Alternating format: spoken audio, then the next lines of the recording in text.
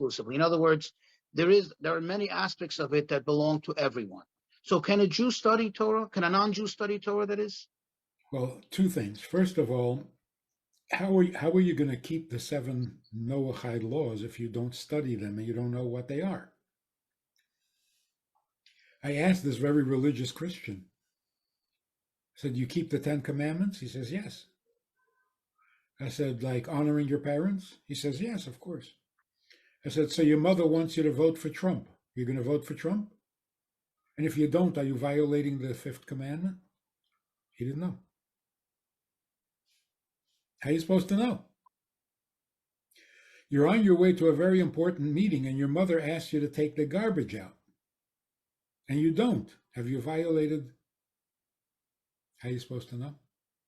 So if you don't learn, you don't know. So to learn the details and the application and all the things about the 7 or the 300, obviously necessary. Overall, believing in God includes knowing him.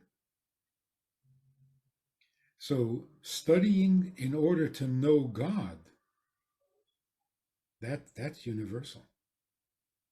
How can you really, truly believe in him and truly serve him when you have no idea who he is?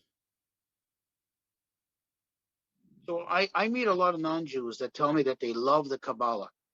In whatever form they was somewhat exposed to Kabbalah. I don't know if it's what I would call commercial Kabbalah, commercialized Kabbalah, but it Kabbalah, some insight into the inner workings, the back end of, so to speak, of Judaism, of godliness, and so on. So is a non-Jew allowed to study Kabbalah? I mean, if it's genuine and if it's true, if it's the real thing, the real deal, are they allowed to study it? Is it only exclusively for Jews?